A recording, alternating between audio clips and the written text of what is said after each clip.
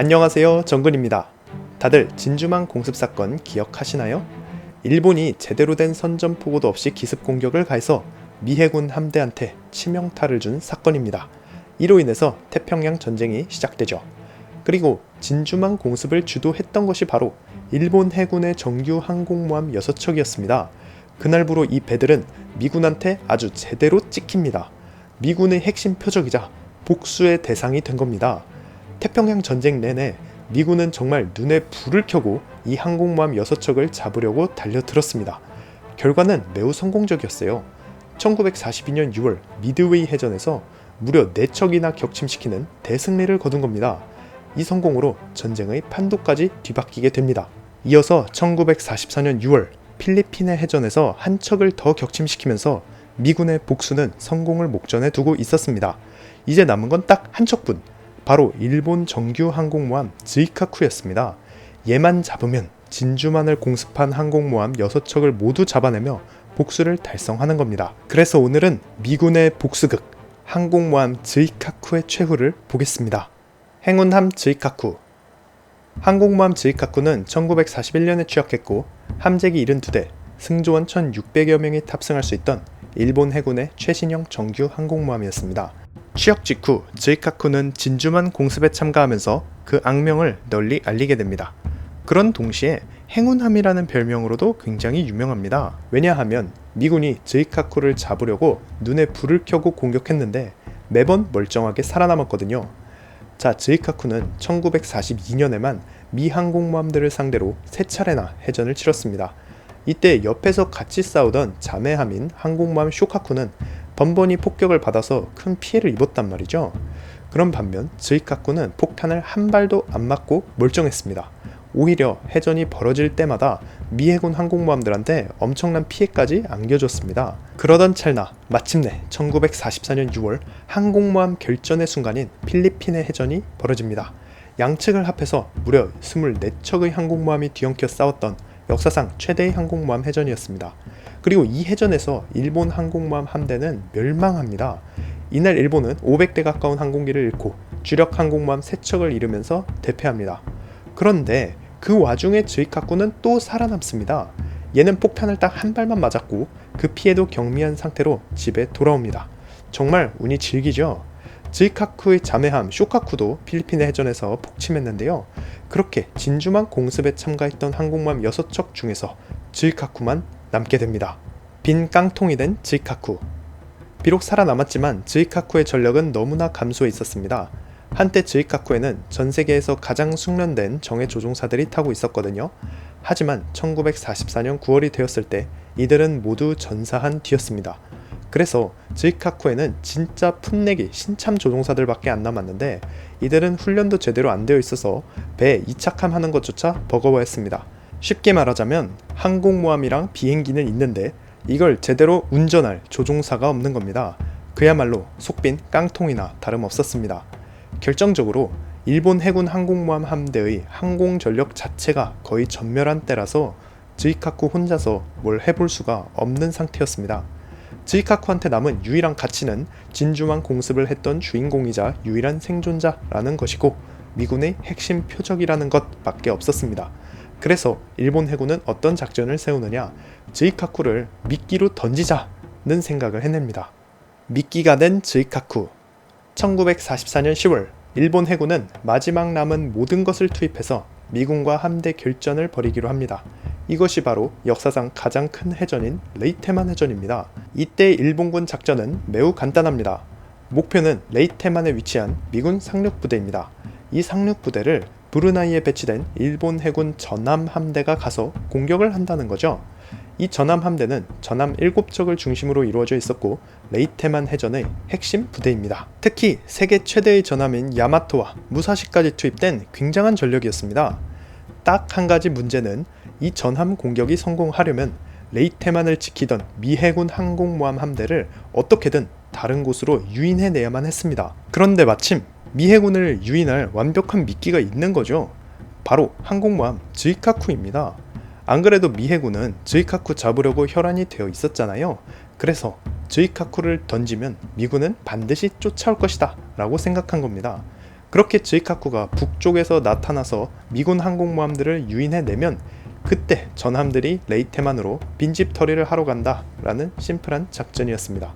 그리고 아니나 다를까 레이테만 해전이 한창이던 10월 24일 미 해군은 즈이카쿠를 발견하자마자 그 즉시 항공모함 함대 전체가 출동해서 쫓아옵니다. 행운함 즈이카쿠의 최후 10월 25일 무려 10척의 미 해군 항공모함이 즈이카쿠를 공격합니다. 이날 미군 함재기들은 500회 넘게 출격해서 작전에 나섰습니다. 여기에 맞서서 즈이카쿠는 대공포를 제외하면 사실상 저항할 수단이 없었습니다. 이 첫 번째 사진은 폭격받는 일본 해군 항공모함 함대의 모습을 담고 있는데요. 당시에 즈이카쿠를 포함해서 4척의 항공모함이 있었습니다. 사진 가운데에서 폭격받고 있는 이 커다란 배가 바로 즈이카쿠입니다. 옆에 있는 이 배는 꼬마 항공모함 즈이호입니다. 두 배 모두 필사적인 회피기동을 펼치며 폭탄을 피하는 중입니다. 사진 오른쪽 밑에 보시면 대공포 탄막으로 생긴 포연을 잔뜩 볼 수 있습니다.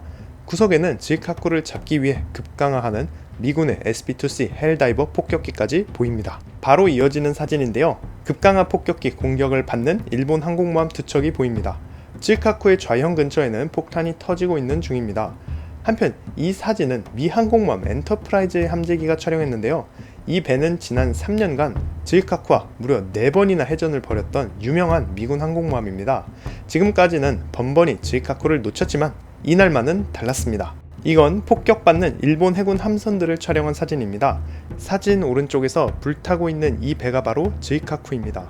항공모함들 옆으로는 일본 해군 구축함도 보입니다. 하늘은 대공포 포화로 새까맣게 뒤덮여 있습니다. 굉장히 치열한 해전의 현장을 잘 담고 있는 사진이라고 생각합니다. 그렇게 즈이카쿠는 여러 발의 어뢰와 폭탄을 맞고 결국 불길에 휩싸이게 됩니다.